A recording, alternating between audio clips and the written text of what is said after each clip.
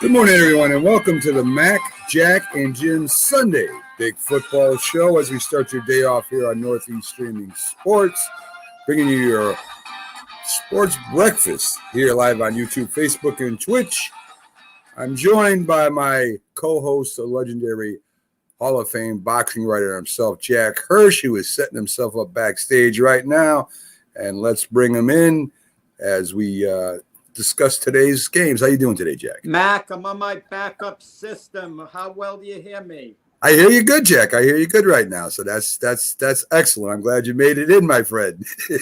I was playing around. I mean, technology's not my thing, so I had a hard time, but I knew I'd come in. That's why I have a backup system. It's like having a backup quarterback. Right, exactly. It's never as good as the original, but, It sometimes worked. it turns out better. I mean, the backup quarterback has one good game, and you're calling from to start immediately. Exactly. No matter who the start is ahead of him. Exactly. And we're going to get to a lot of them. We got a lot of football for you today, folks. We've got on Jim Jeffcoat, who will be joining us in a little bit. He's the other co-host of the Big Football Show. Today on the show, we have Robert Butler coming in around 8:30. He comes in, and we'll be covering a lot of sports topics with him. We have our preview crew where we have Keith Angle previewing the Patriots. He'll be in around 8:10. We have a new member of the preview crew. Jetman will be coming in, and we'll be talking about the Jets with him about 8:20. We also have Pags, the Philly sports guy, scheduled to come in around 9:10. So we'll be getting you up to date on all the great football stories and previews as we go along. Pickles, Mac, and Jack, Eagles firing on all 8. Thank you, Pickles. I love it when you come into the show. You add a lot to the show, so thanks for making it today. Let's get to the college first, Jack. There was a couple upsets in the top 10. We do follow it, not as much as Keith does on his college football huddle show, but we do follow it, and we keep track at least of the top 10. And there were a couple upsets. So let's take a look at them right now. Georgia keeps rolling with a 43-6 win over Missouri. Wake Forest gets upset by the University of North Carolina, and that was 58-55. The University of North Carolina beating them. Notre Dame destroys Navy 34-6. Ohio State beats Nebraska 26-17. Another upset, Purdue takes it to Michigan State after the big win by Michigan State last week. Cincinnati gets by Tulsa 28-20. They're number 2 still. Alabama and a big rival with LSU. They get by LSU 20-14. And Michigan beats Indiana 29-7. Oregon gets by Washington 26-16. And number 4, Oklahoma was idle. So let's talk a little bit about Wake Forest and Michigan State.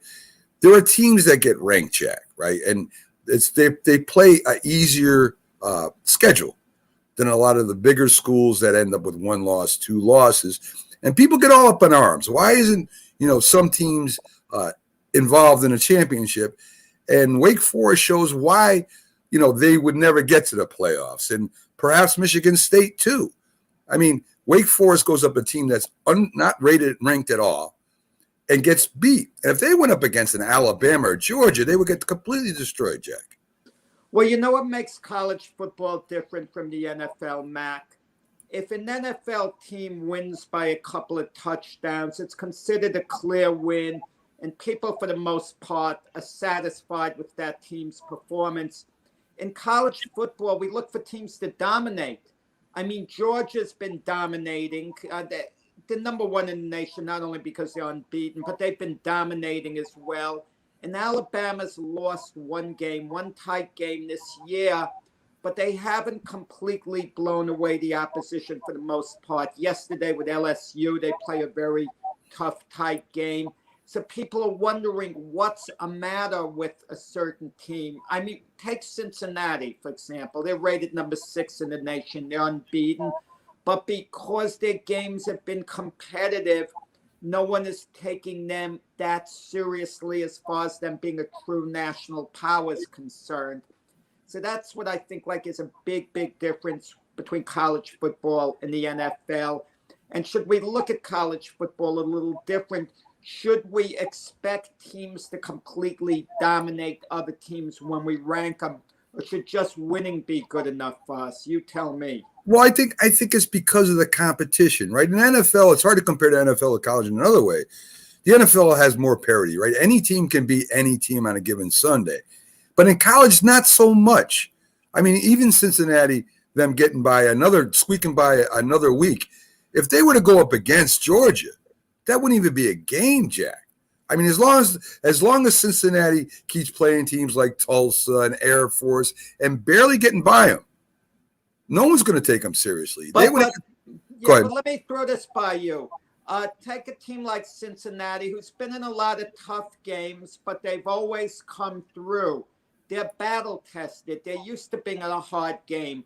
What about a team like Georgia, who's been completely dominating? Put them in a hard, tough game, a battle of attrition. Who knows what might unfold? Who knows whether they're going to try to press a little too hard in a situation like that? Maybe panic's going to set in because they didn't expect that hard a game. So sometimes it could work just the opposite way. A team that's really battle-tested in a lot of hard games is kind of used to it, as opposed to a team who's had things all their own way. Look at Alabama. I mean, when they lost the only game this year, they had been dominating the whole season. And then all of a sudden they were in a hard, tough game and they didn't quite respond. Yeah. Listen, I just think that, like we'll talk about, like Carlos talks about, Cincinnati ranked 40 among other quarterbacks. Listen, it's hard to rank any team against the country because I'll go back to this. I went back to this before. Notre Dame had the number 1 defense in the country when they played Alabama in the national championship, and Notre Dame got rocked because they didn't play SEC teams. But we knew Alabama was a much better team. Yeah, we did, but I'm just talking about the rankings themselves, Jack. It's hard to rank a defense such as, say, a Wake Forest when they're not playing teams that are better or as good as them, I guess you could say.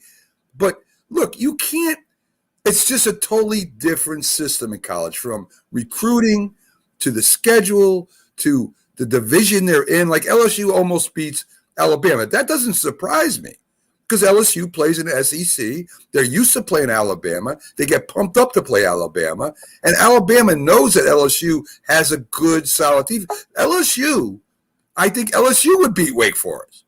I really believe that. I think LSU would beat Cincinnati. They do not play teams that are in a category that is one level above them, and which in pro they play each other and they're all almost the same, if not they're the same competition. Let's put it that way.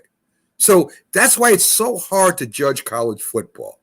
So anyway, backstage right now, folks, we got Keith Angle. We're going to get him in quick as we can because we got the Jet Man on after Keith, right after him. So we're going to get Keith with his past preview here. And I thought he was giving a Yankee report. Yes. Well, see, there you go. You're going to start going down a different avenue right away. We didn't even get him in yet.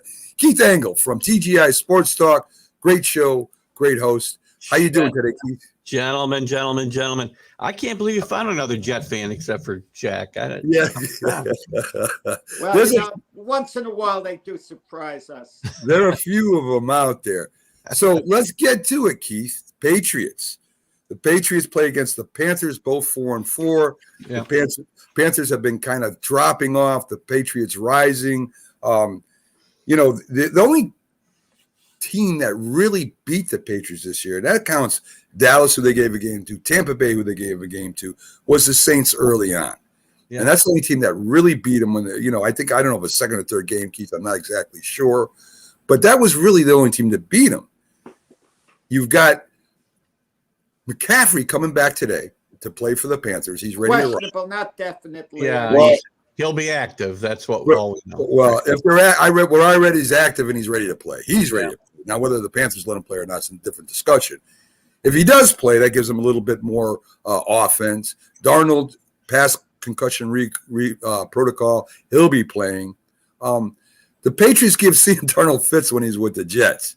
Do you think anything different today, Keith? No, I mean, his career stats are horrendous. I think his passer ratings, I want to say it's like, maybe it's not even 50. He may be seeing ghosts out there again today. Carlos, how you doing, buddy? I don't see anything different. The Patriot defense has been getting better. That front seven has been playing really well, as we talked about the other day. And one key to that defensive improvement has been Christian Barmore, the rookie from Alabama. He's been playing better and better.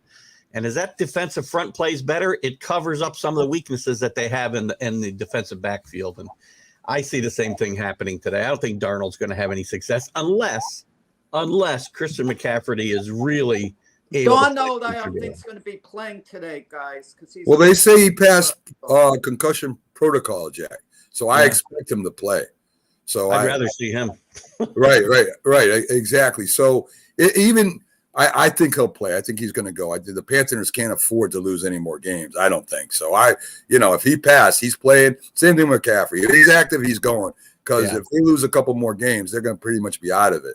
He's a great player. It's a shame, watching from the outside, it's a shame Christian McCaffrey can't stay healthy because he's a tremendous, tremendous player.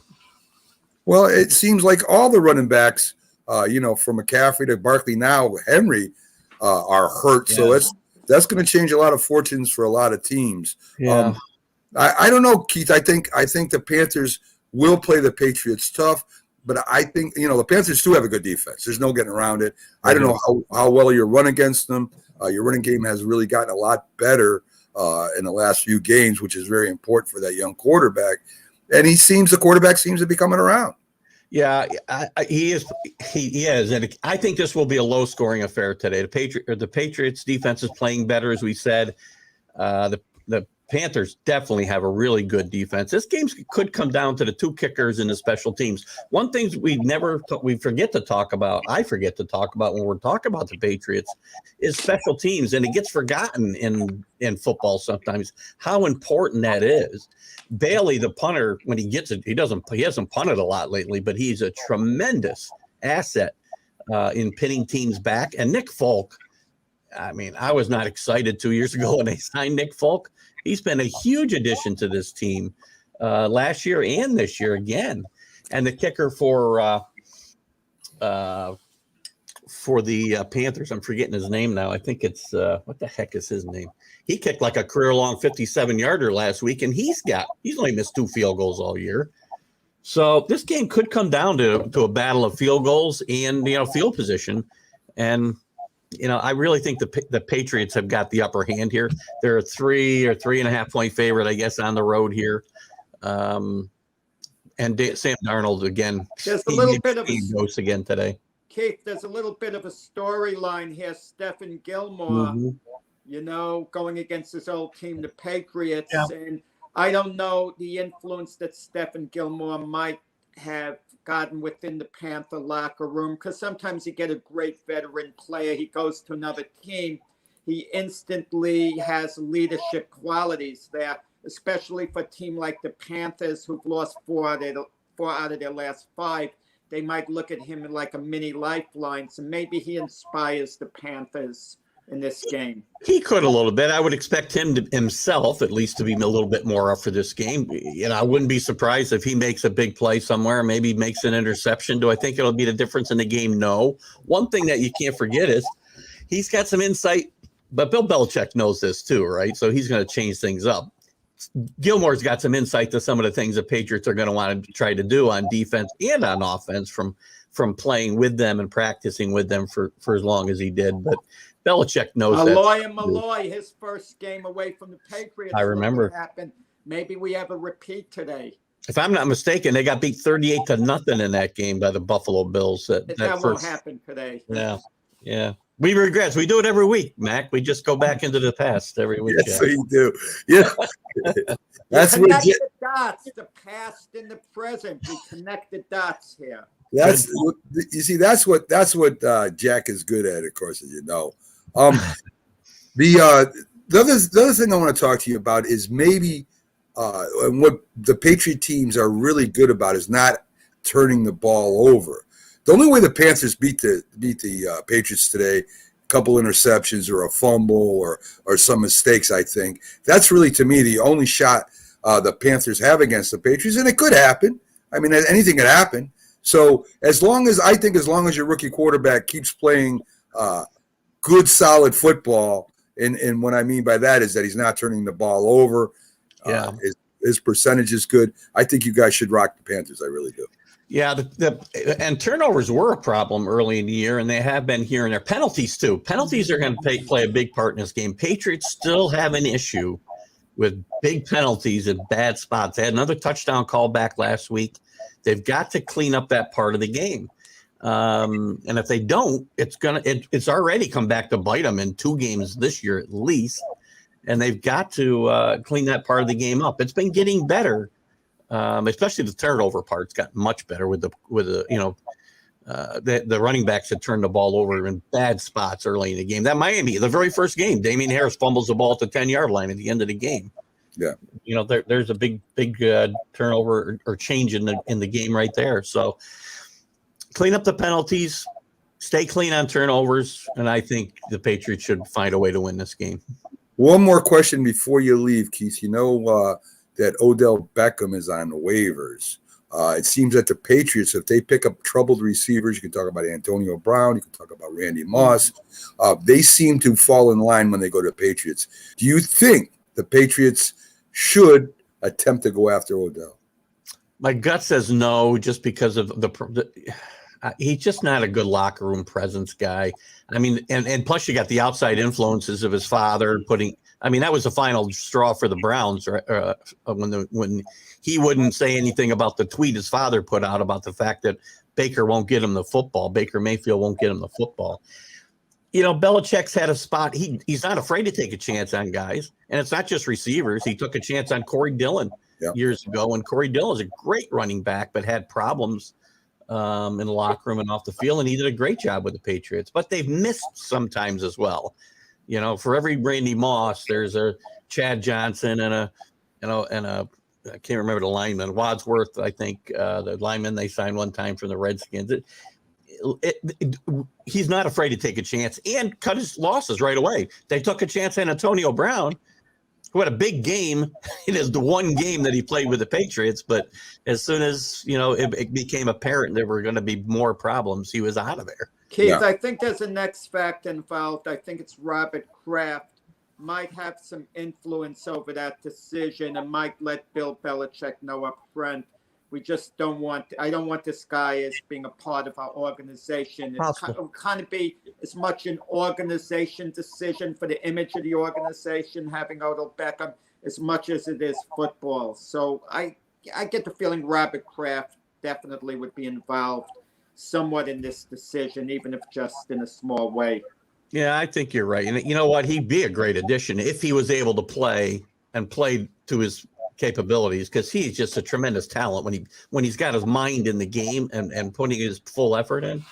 Tremendous talent. And it's just, again, another guy who's wasting his career away, I agree 100%, Keith. Well, Keith, we'll let you go. Good luck today. Hopefully the Patriots play a good game. I think you guys should beat them unless there's some turnovers for the Panthers, and I think that's the only way to stay with you. Check out today will be no Brian Hoyer kneel down at the end of the game. I'll tell you, guys, the Patriot-Panther game is the single biggest game of the day when you consider what's at stake for both teams. Neither can afford a loss. Both desperately need to win. The winner's a contender. The loser's a gatekeeper, basically. forward. I agree. All right, Keith. Good. My path to 9 or 10 wins includes a win today, so There you go. a win. All right, Keith. Have a great day. Everybody check out Keith on TGI Sports Talk. Great show. As I said, he's a great host, and good luck to you and the Patriots today, Keith. Enjoy the games, guys. Thank you, Keith. So there you go, folks. Keith Engel with your Patriots preview. And as I promised, and as he promised, we got the Jets update and preview with the Jet Man himself coming in. We're going to talk a little bit of Jet football. How you doing today, Jet Man? All right. Good morning. Good morning. Yeah. Good morning. Jack is I'm a is Jet fan, by is the a way. huge Jet fan, so he should be happy that you're on anyway, and I know all the Jet fans are. And thank you for coming in and joining the Mac, Jack, and Jim Big Football Show. So, Jet Man, there's no game this Sunday for you. You guys already played. You got the Buffalo Bills next week. They're 2-6 and a total rebuild, and they look real bad sometimes, but they had two big wins, right? They beat a Cincinnati team that was number one at the time. They beat the Tennessee Titans. That's a number one team. So you guys have beaten some really good teams. So I think there's a little bit of quarterback controversy right now with the Jets with Zach Wilson, who when he was playing, it looked like the game might have been a little too fast for him. He turned the ball over. He tried to do too much maybe. And, of course, the offensive line wasn't protecting him at all. He got sacked and hit and all that stuff. And then in walks quarterback White, and he lights up the team that he's playing against, gets hurt. But before he got hurt, led you guys down the field for a touchdown against the Colts. Next Sunday, all three will be healthy. I think they should stay with White and let Zach take a little bit of a break, maybe get himself together again. Jack feels if Zach Wilson is ready, play him. What do you think, Jet Man? A lot of hope, a lot of energy in Jets Nation right now. And everyone is looking for instant gratification. And it's going to take some time to build. They finally are getting out of the doldrums of head coaching. Some really poor picks and some just backwards GM coach picking the GM and back and forth and just a circle that wasn't working for a period of time. And now it's finally there's hope, there's optimism. I think Salah's the answer. And it's going to take time for them to grow. They have a rookie head coach. They have a rookie offensive coordinator. They finally put him up in the booth, and we've seen results.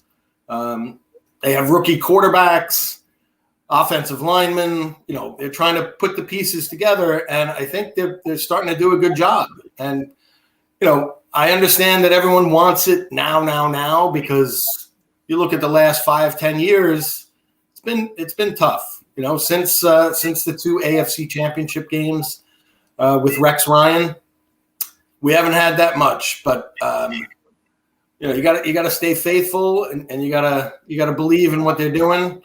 I agree with you. I think Mike White right now, I feel that it's his job until he's overtaken, and I hope that the Jets agree. I hope they see how he performed. I mean, he looked. In the limited time we've seen him, he looks like he's got control of the offense. He checks down. He's a field general. In his rookie status. Second year status. He needs to grow as well. But I feel like it's his team, and Zach is going to have to earn the spot. And I think it's a good problem to have. Two young kids who are gunning for. Leadership on the team. I think it's a good problem. I just think that they should let it play its course and not force things. Not right away say Zach is back and now he's taking over and we're going to put White on the bench. Well, they got to name a starter. I mean, they don't have to talk about the future, but they do have to name a starter against Buffalo, and that's kind of revealing who the starter is going to be. I think the Jets made a small gesture that's very big. After Mike White had a huge game, they added to the coaching staff Zach Wilson's personal trainer. that's revealing in a sense that Zach Wilson is their guy in the big picture. They're basically reaffirming it with that little move without saying it straight out. Yeah, that's probably true.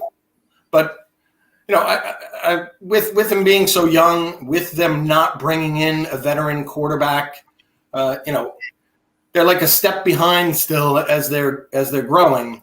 They should have had a veteran quarterback for him to mentor under, and they didn't. Well, there's Joe. They got back Joe Flacco. What was its purpose? They wasted a draft pick on that. Even if it's a low draft pick, it is a little capital. You could attach that draft pick to another draft pick and add the value to it. I can't see the sense behind it with Joe Flacco. Is he even going to see the field this year? Right. Well, especially the way White has blossomed. And that's where, I understand Zach Wilson is Zach Wilson. I mean, he's a top 5 quarterback pick, and, he deserves to play, but not right now. I mean, Mike White proved that he can run this offense. And I don't think it's the worst thing if Wilson were to sit and learn and grow behind him. I told Jack this, and listen, Jet man, I agree with you 100%. I might not start Zach Wilson for the rest of the year if White's playing really well and the Jets are competitive or winning. And not that I don't think Zach Wilson could be a great quarterback. I think he could. I just think they rushed him into his. Hey, you know what it reminds me of, Jet man, right? You saw what happened with the Burrows last year, and the Bengals are lucky Burrows can play again. I mean, he's a great quarterback. He's doing really good this year. He was doing really good before he got hurt. But they just didn't have the people to protect him last year. They went ahead and they drafted a couple guys and brought a couple guys in to give him a little bit more time.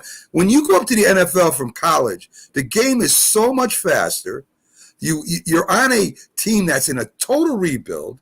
The defense looked terrible against the Colts last week. Yeah, terrible. And to me, I'd rather take a chance on White than take my number 2 pick in the first round and put him out there and possibly get him hurt for the rest of his career. I'd rather give White that shot. And if he continues to play well, I keep Zach Wilson on the sidelines, let him learn more, let him get used to the speed of the game, and maybe let Joe Flacco in the film room work with him a little bit. Because that's one thing Joe Flacco can do. He knows defenses, and he could help read them. He's been in the league a long time. So that's my only thing. I'm not saying Zach Wilson is no good.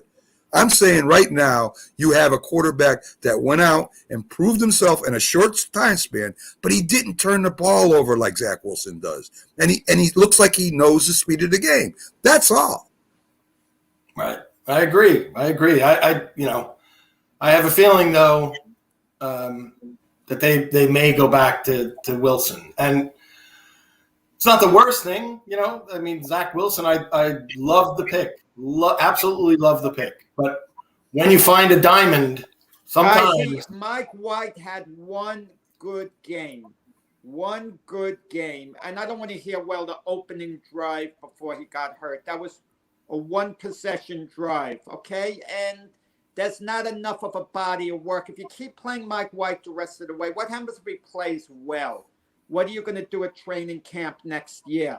But is that the worst thing?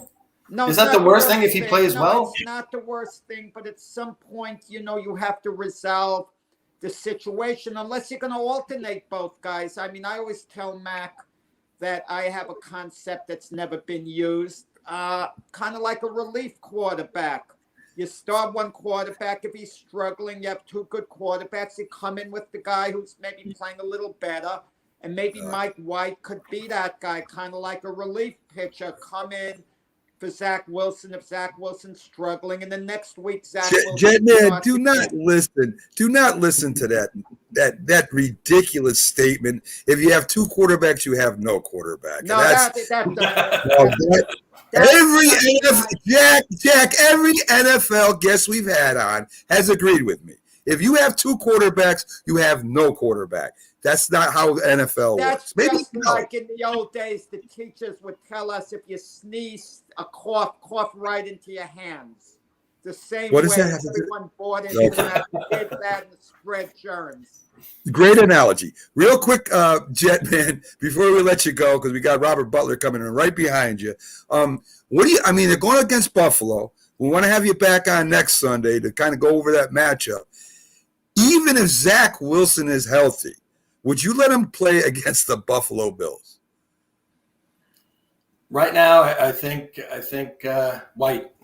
Okay, all right, that's what I thought. And you'll be back with us next Sunday, Jet. I partially agree Mike with you. effing White.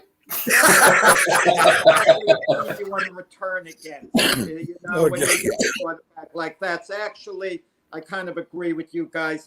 For the Buffalo Bill game in itself, I would maybe hold Zach Wilson back one extra week beyond Buffalo.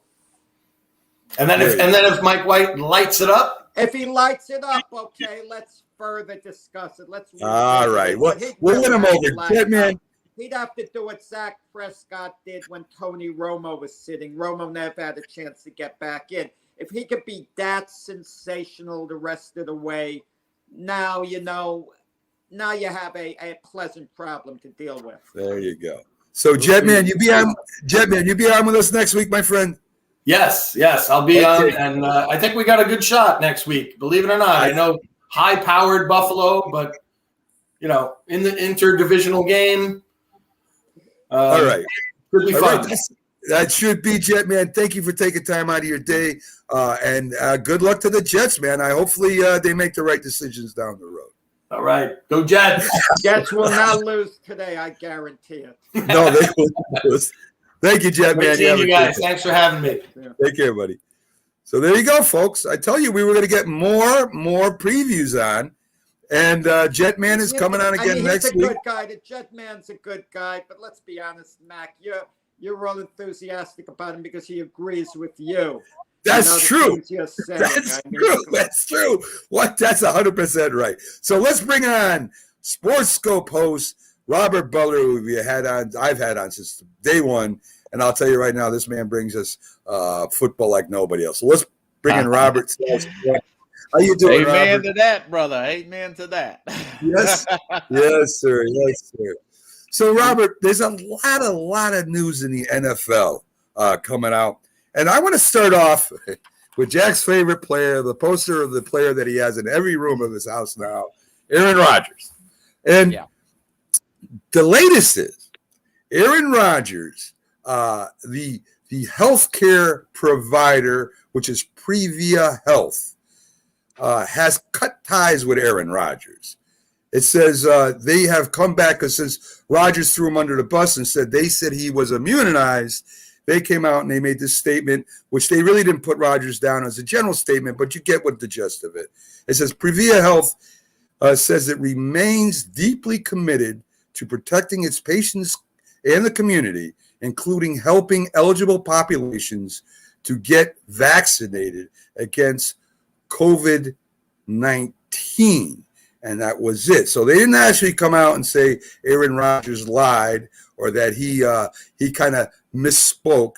They just cut ties with him and said that they are the eligible people. They are encouraging them to get shots, and that was because Rodgers said on the McAfee show that his allergy. This is what he says: he's allergic to some of the things in 2 of the 3 approved vaccines, and that he didn't feel comfortable in getting the other because of the reactions he heard about.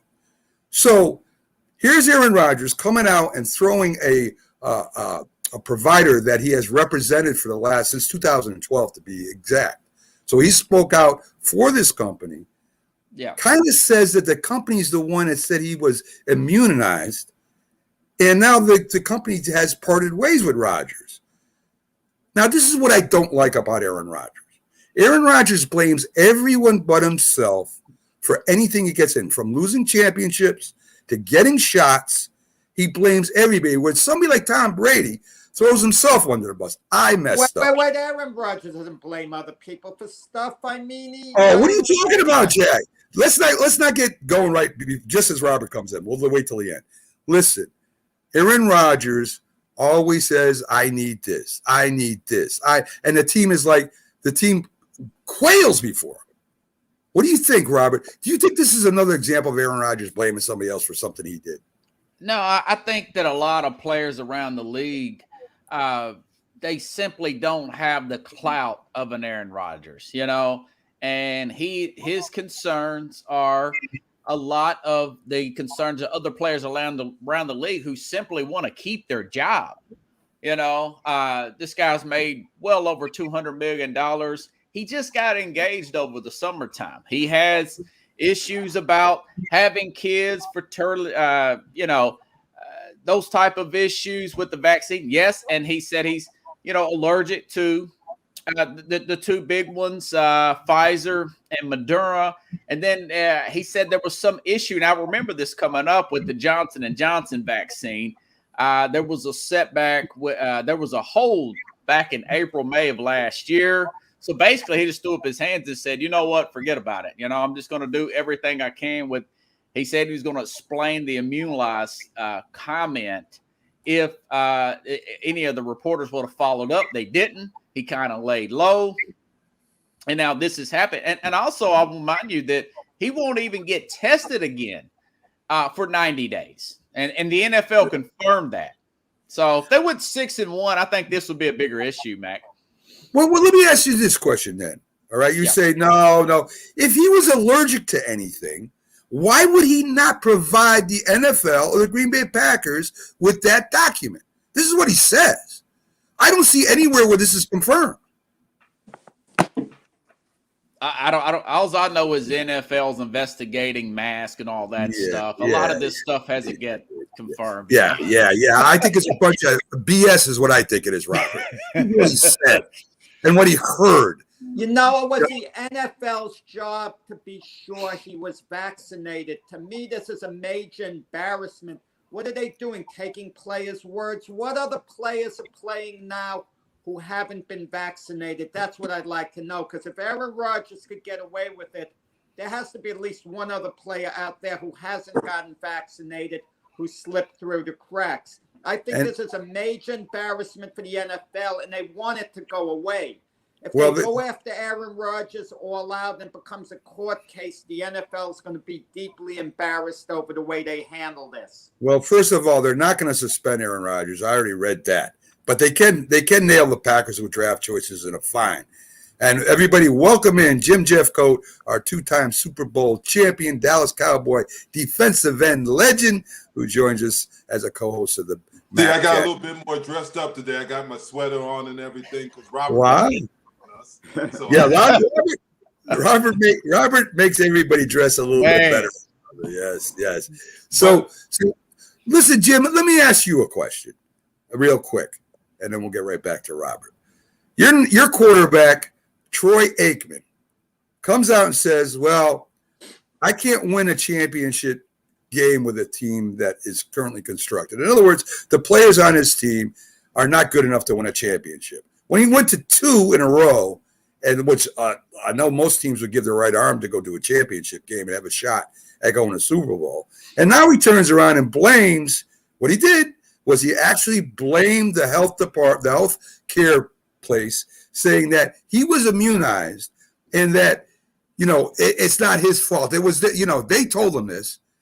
And then this company who has let him represent him since 2012 comes out and says, hey, listen, we encourage all eligible people to get the COVID shot. So they're saying, without saying it, because they don't want to put Aaron Rodgers under the bus, which I would in a minute, they're saying we told him to get a shot. We told him he needed a shot without saying it. That's what they're saying. And then Aaron Rodgers stands up there and says, well, he doesn't give any proof. Jackson's NFL's fault or Green Bay's fault. But he says it. But wouldn't you as a player, if that was true, if you were allergic to some of these things that are in the shot, which what I looked up was fat and foods and proteins, wouldn't you provide that information to your team in the NFL? I think you're exactly right. I would provide it.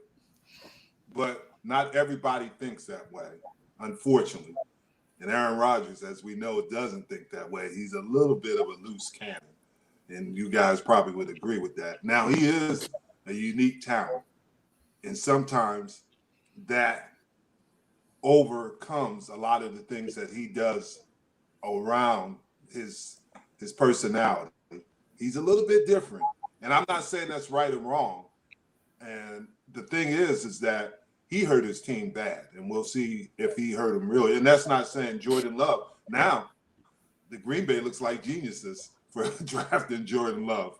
And we'll see today how well he plays. But I think it's wrong on his part to put his team in this situation. He could have went and just said, hey, I'm not taking it. Just Kirk Cousins, at least he said that he wasn't going to take the shot. The receiver from Buffalo, he said, at least they told Cole the truth. Beasley. Yeah, Cole Beasley. Right. They told the truth on it. Aaron Rodgers told, and you saw the video. He said I was immunized. Right. So he put him in, and you talk about the NFL. The NFL has got some media relation problems. Well, that's a figure of speech. Big He time, didn't big say time. about the vaccine. So Robert, Jim segues right to my next question for you. So here comes Jordan Love.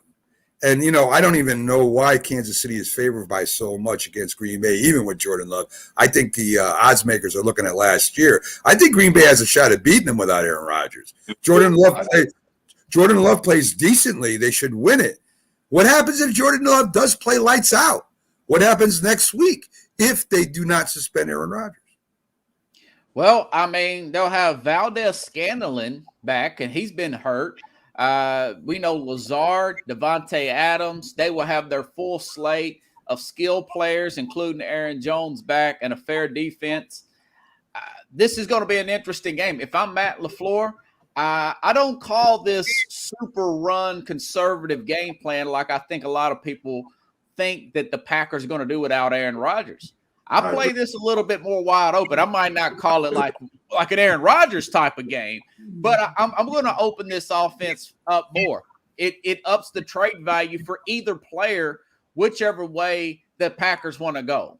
Now, as good as Aaron Rodgers has been this year, I think that they're maybe having second thoughts, and maybe he's having second thoughts about leaving this organization. So it's a win-win. Not unless the floor goes super conservative and wants to run the ball and they get blown out by Kansas City, which Kansas City's do a breakout game, a comeback game.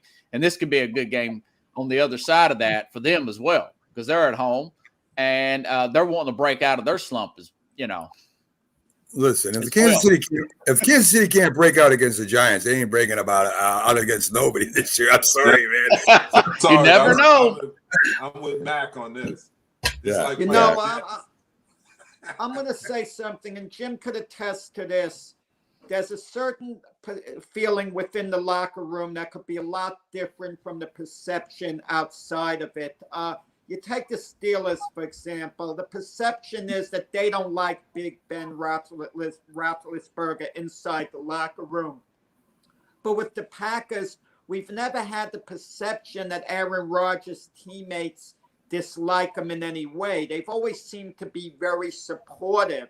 And I think that's pretty revealing in this situation, because I bet there are a number of guys on the Packers who've gotten vaccinated who wish they didn't have to, who felt they were forced into it, who might be a little resentful about having to get the vaccination. And their thought could be, if Aaron could get away with it, great. I wish I would have been able to do the same thing.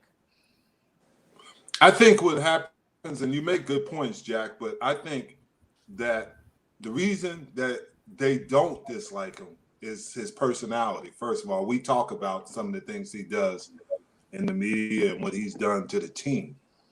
But you see the things that he does. He brought Randall Cobb back. Devontae Adams said he would play a one-year contract because of Aaron Rodgers, because he could be a free agent. That shows you what he has the locker room. That's not the issue. The issue is with the NFL. But Aaron Rodgers got that locker room, trust me. They like Aaron Rodgers. And that's the thing. They will follow. But the question, guys, how did Aaron Rodgers get away with this, playing all these games without being vaccinated? But there, you can do it, Jack. NFL. The NFL didn't know, but you can do that. It's just that if you do get COVID, the rules change for you. Right. And just They like don't- Robert Yeah. mentioned Exactly. Exactly. 90 See, days. Yeah. Exactly. Jack, the NFL doesn't say you have to get a shot. earlier, They say if you get COVID because of that and have to forfeit games or cause a spread, you could get suspended, you could get fined, and you could lose draft choices. yes, So they didn't come down and say, players, you have to get a shot. I don't even think that's legal. But they said No, you will have circumstances if you don't. That's all it was. exactly, Yeah. exactly, and that's what happened. Let's look at New York. We just had Jetman on. Jim, you missed Jetman. I knew I knew man, preview. wanna see Yes, that. you missed Got Jetman. another Jamie on. He'll be with us every week. So next week he'll be back Nice. in age I 20. got to make sure I get in this. Well, I still have the joy of having Robert here. So Yes, you do. Yes, you Appreciate do. it. We talked to Jetman about it, and I know you cover things like this, Robert. So I wanted to get Yeah. in it with you a little bit. Listen, Zach Wilson, and no matter, I mean, Jack disagrees with me, and that's fine. He can. He's got his opinion. I think that Zach Wilson, the game is a little too fast for him right now. I think he makes too many errors. I think he gets hit too many times. Then you bring this guy in, White, who lights it up. I mean, it doesn't look like the speed bothers him. He doesn't make the interceptions. He's out there. The team rallies behind him, and their offense looks really, really good underneath him. So all three quarterbacks, including Johnson, will be healthy against the Buffalo Bills. If you're the Jets head coach, you're in charge of the Jets. Who are you starting against Buffalo? Well, you got to look at Mike White with that forearm injury there. Now, I'll say this. A lot of what Mike White done the last few games, the game and a half that he's played, he's checking it down to Michael Carter, the running back. Now, this is an issue, guys, with these young quarterbacks with big arms. They always want to go for the big play. Even Patrick Mahomes. I was watching the NFL matchup show, and Patrick Mahomes was doing that against the Tennessee Titans when he had the check down.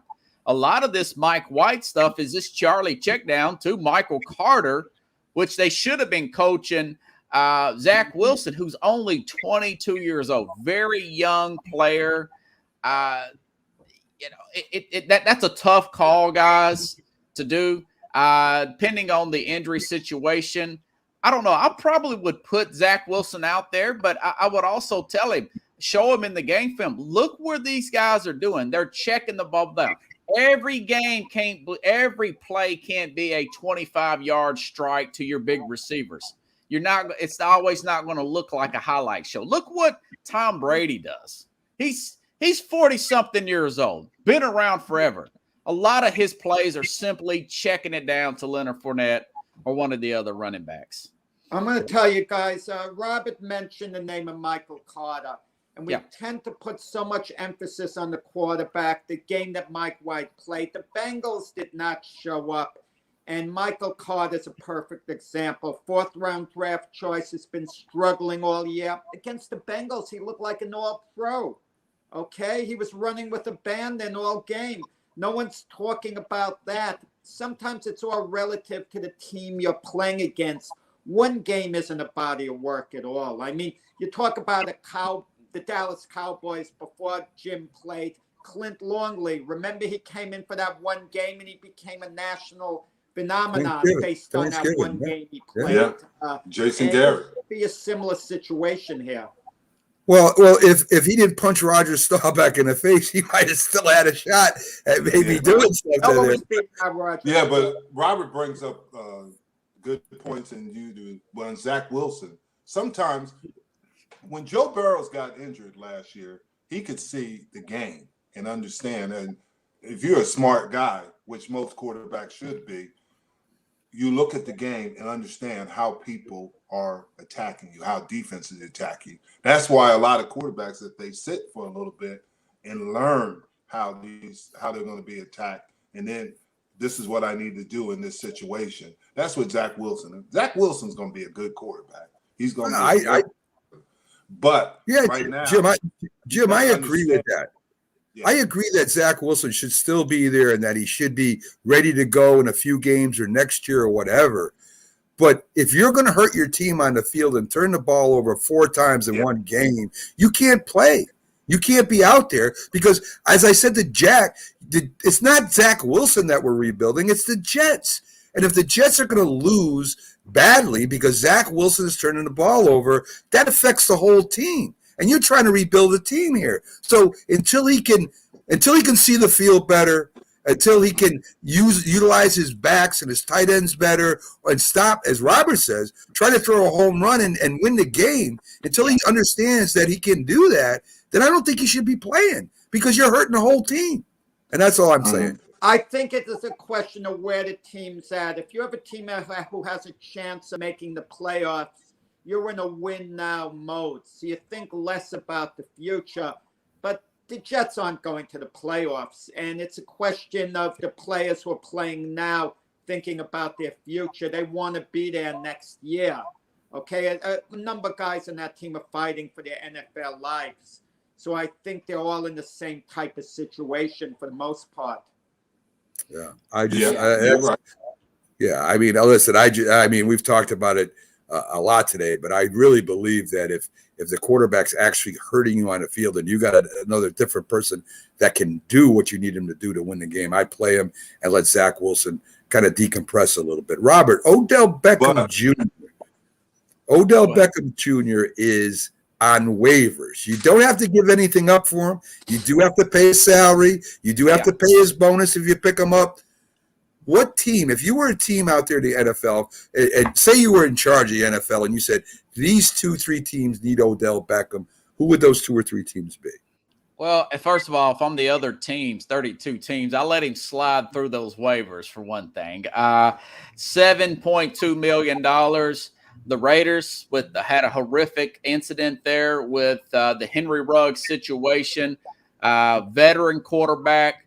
I really liked what Derek Carr said about the Henry Ruggs situation. I think Beckham would be an excellent. He just said today he wants to go to a contender. No big surprise there. The Raiders are leading the AFC West. You look at other teams. Well, technically, if the playoffs started, I want to say the Saints are in the running. Now, big win last week. They really need another wide out there. And with a coach like their head coach, Beckham, he's not going to be running anybody over there. There's a lot of job security there. Not the best quarterback situation there in New Orleans, but, he went to LSU. I think that would be a good landing spot. Those 2 right off the bat, I would not, if I'm New England with a rookie quarterback, I would not pick up Odell Beckham. A lot of talk has been talked about that. Well, you know why they're saying that, Robert, right? Because you had Randy Moss, who was could be a distraction. Went there, had a heck of a year. Even oh my God, I always forget this guy's name, and he's one of the Chad Johnson. Chad Johnson's another one. I mean, it's a total disaster there. Didn't catch a cold there. Corey Dillon went there, and he had some. Yeah, he was great at running back. Yeah. Yeah. So I mean, Matt, go ahead. I'm sorry, Matt. Go ahead. No, you go ahead, Jeff. You have to see where you could slot in Odell Beckham. For example, Calvin Ridley, we wish him the best, but he's taking off the rest of the year, it appears, because of mental health issues. We wish him the best. But Odell Beckham would be great to slot in that situation. Yeah, but the problem are they playoff contenders in Atlanta. Yeah. Maybe let's talk about that at the end of the day. They lose today. The answer's no. They win today. There's hope there. Hey, listen, Robert, your team, Tennessee Titans, have been mentioned in that too. Would you want them on your team?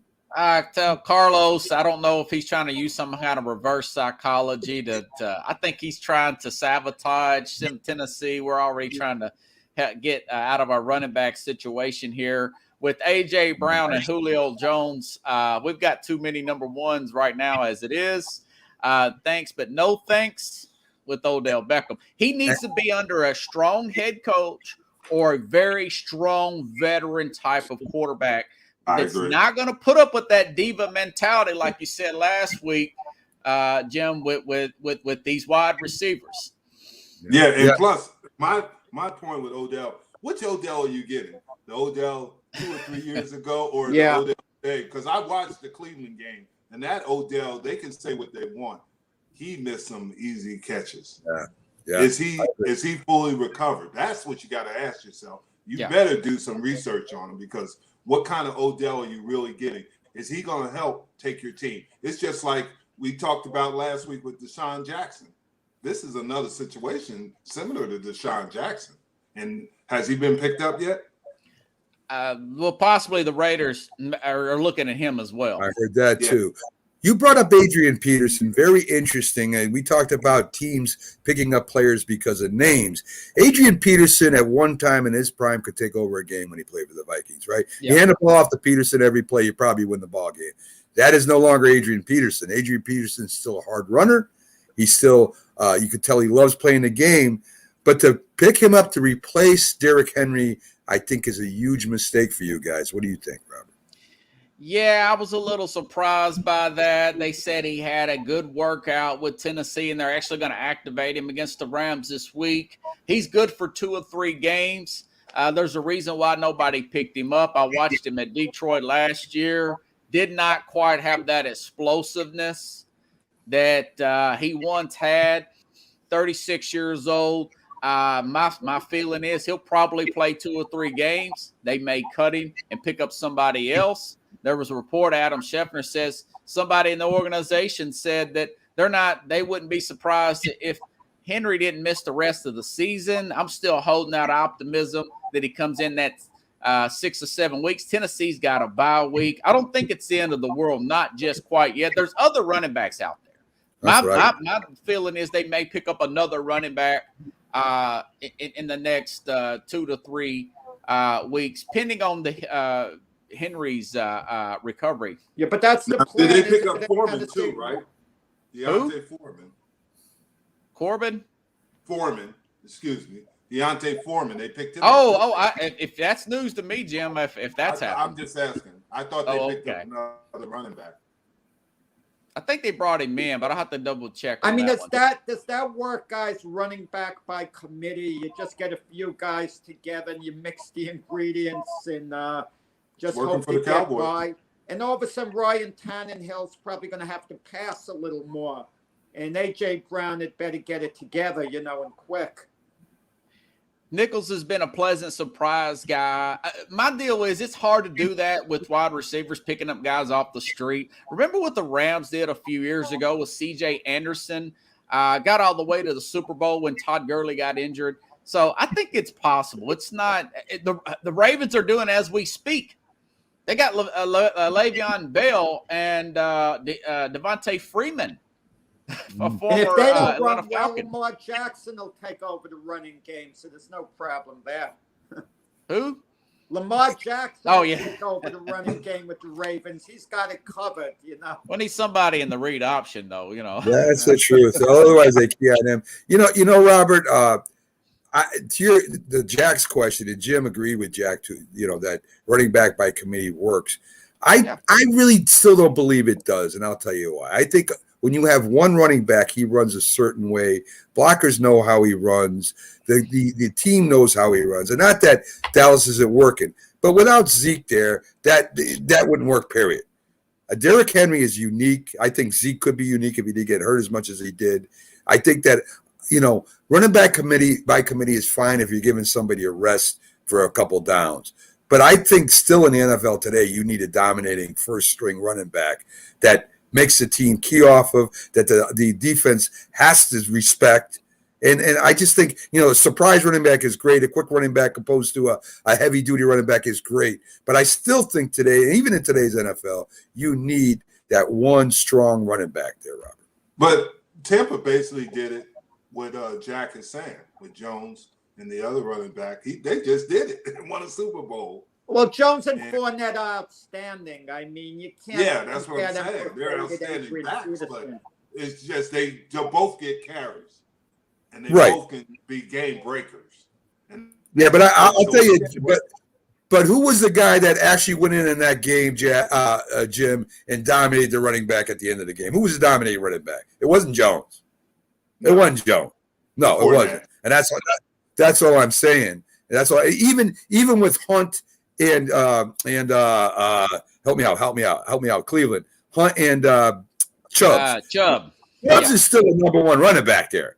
You know, I mean, I know Hunt's great, but if Chubbs is having a big game, Cleveland's winning, and that's all I'm saying. I mean, I know Hunt is great, but Chubbs is their running back to me anyway. So I could be wrong, but that's what I. But think. in the case of Derrick Henry, doesn't it hurt the Titans in another way? It really hurts their receivers because defenses would always key on Derrick Henry.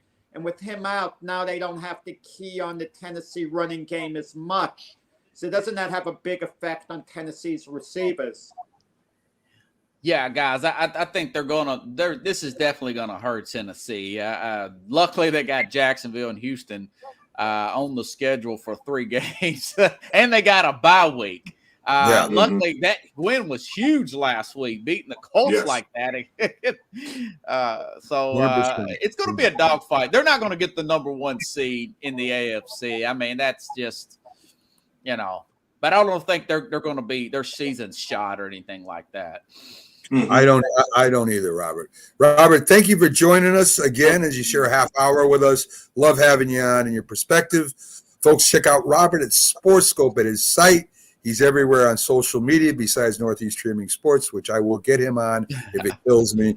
Robert, 12,000,001. You got to pay me more than Stephen A. Smith. Well, listen.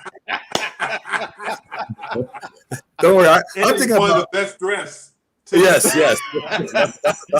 We got to pay Appreciate it, guys. All right, Robert. You have a great one. We'll see you and enjoy the games, my friend. Have a good show. Okay, Robert. Okay. All right, folks. We just keep providing you with all the greatest guests around and have unique perspectives about 9-10. Well, let me tell you, Philly guy just popped in. We'll have him on right after the break. Listen, we had Patriots preview. We had a Jets preview. We got Pags preview with the Philadelphia Eagles. Man. And Jim owes me an explanation because I watched his show with Byron Williams over there. Jack, we'll get to it, Jack. We'll get to it after the Jack. He didn't ask Herschel Walker. Jack, we will get to it after the break, Jack. After the break, you can ask Jim anything you want after the break. Oh my God, I'll tell you, it's. I don't know, Jim. I don't know how I do it. Get to the break, Mac. You're ready. I have. We're gonna have to get pickles. We're gonna have to get pickles after you two. We're gonna have to. We're definitely gonna have to, folks. We're going to be right back after these messages. And, Jack came out in the back door. I could probably close that back door after the break. We'll be right back, folks. Oh, Lord. Oh, man. If you served honorably in our nation's armed forces and you're looking for a way to continue serving your fellow veterans in your community, then join AMVETS. Each year, AMVETS members volunteer millions of hours at VA healthcare facilities from coast to coast, helping to improve the lives of their fellow veterans through the VA Voluntary Services Program. AMVETS posts and departments also participate in a wide variety of community service projects ranging from Americanism in our schools to supporting the Special Olympics and Boy Scouts of America. If you no longer wear the uniform today, you can still serve through the AMVETS by joining today at AMVETS.org.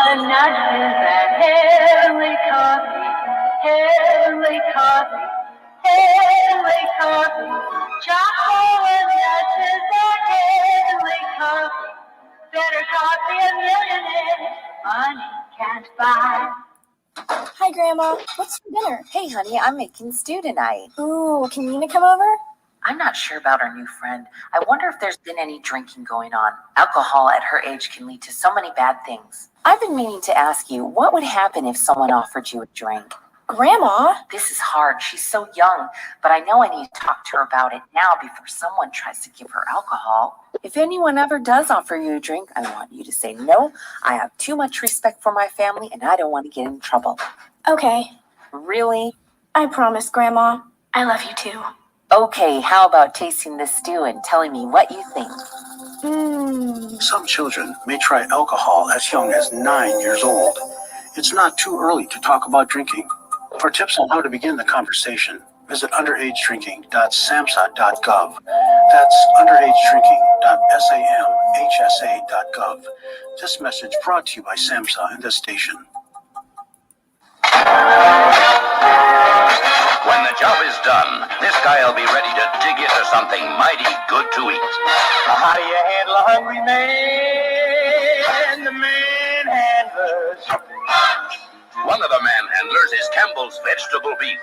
Gets a man-sized supper off to a good hot start. Good. The manhandler. If you talk and they will hear you every single time. Now we're getting killed. Yeah, well, Kyle's not here. How come? Kicked off the team. Didn't Tim tell you?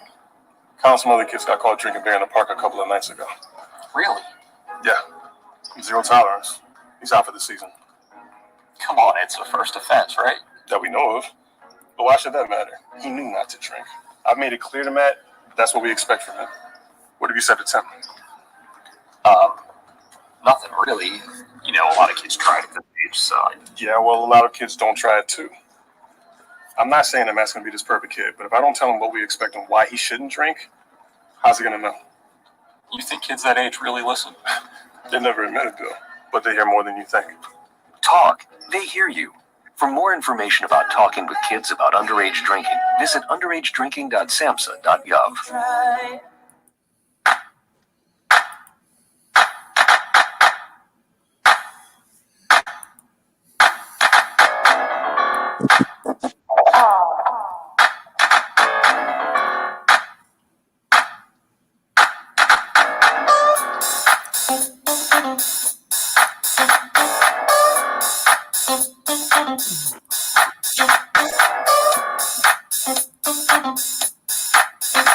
Good morning, everyone, and welcome back to the Mac, Jack, and Jim Big Football Show as we try to guide you through today's NFL games with previews, and as me, Jack, and Jim will break down the games after we have our big guest here. Pags, the Philly sports guy, does all Philly sports, is all over the Eagles, travels with them. I think, even he goes to the spa days with him when he comes on.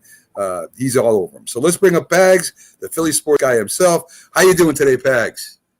Good morning, guys. How are you?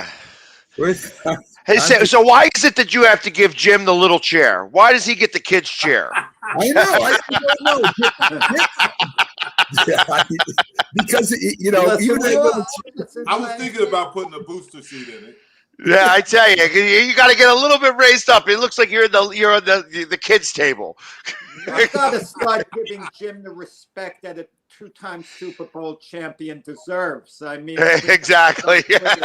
I just wish Jim had asked my favorite USFL player, Herschel Walker, one question. How's that, Pags? Jim, your buddies, Better. with him and Too Tall Jones. Who would have won a fight between them in the octagon? Too Tall Jones, who boxed, and Herschel Walker, who loves MMA. Who would have won in the octagon between the two?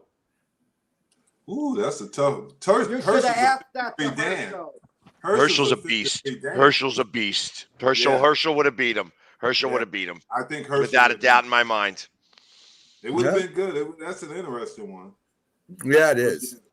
What would have been a better question is in a wrestling match, who would have won Too Tall Jones or Jim Jeffco? That would have been interesting. Easily. His legs are too long.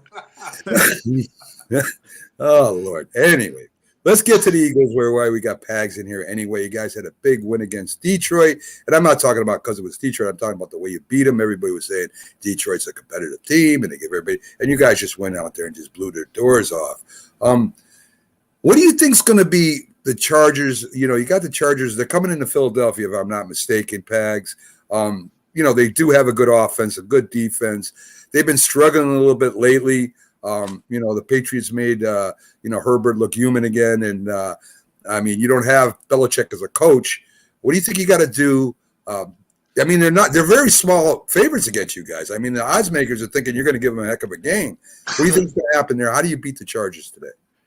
Well, I think that you have to pressure Herbert. I think that the last couple of weeks, that the reason why they've been struggling is that teams have figured out that if you start hitting the A gap, and I guess I'm assuming it's the A gap, the B gap, and the C gap, like you have to get right up in his face going up through center. And once you start to get in there, he's going to be able to make mistakes. He's still a second year quarterback, and he hasn't seen everything yet. They haven't been able to give a lot of pressure because they have a pretty decent offensive line there. I think Eckler's going to get his, and I think that if you're going to get beat by this Chargers team, you need to have them run the ball to beat you. I think that if you give Herbert a lot of time, he will pick you apart. So my expectation is that if I was Gannon, and after I seen, have gone back into the tapes and have noticed that the 3 times that we have been able to put extra pressure on the quarterback was Atlanta, Carolina, and last week against Detroit, we've won all 3 of those games. Instead of sitting back, we have to go attack. And if we attack, I think that we actually have a good shot. Well, you say Herbert's a second-year quarterback. Your quarterback is maybe getting to his second year now because I think he's close to 16 games. He seemed to maybe he checks down better a little bit more now. He's hitting the tight end. Is it Goddard or Goddard had a really good game last week against Detroit. So is he finally finding out that the tight ends are his friends and there's nothing wrong with checking it down to the backs instead of trying to go deep all the time? Well, I feel that he's starting to go and learn the actual progressions. And that was a challenge for him. He would look at one guy and then he'd have to make the decision to run. Now he can look at one guy and he looks at a second guy. Most of the time that second guy is Goddard, and we'll dump the ball off to him. That's it's interesting to learn the evolution of a rookie quarterback who may not have all of the skills of an NFL quarterback. Obviously, this guy, we're not going to be able to compare him to Tom Brady anytime real soon. Tom Brady has got a quick release, a fantastic ball that he's able to throw, and Hurts is not anywhere near that. He doesn't have a quick release. His ball's a little wobbly every time he throws it. But all of the other intangibles, like I said, up to this point, he's been one look and then either throw it away or run away. You know what I mean? And then start to scramble around. Now he's able to say, okay, I'm looking here, and then I'm going to go look over here, and then I'm going to go run and scramble around. So it's that small little progression, just that little bit, is going to help elevate his game just that much. I just think when he actually gets to learn the third and the fourth progression, that actually he'd be able to start to do stuff. Now, the offensive line's got to allow him to do that. You can't sit back there in the pocket all day long. However, I think as he learns this, it's going to get better. And I said that the Eagles are going to start hitting their stride around week 8 or week 9. I'm hoping they prove me right.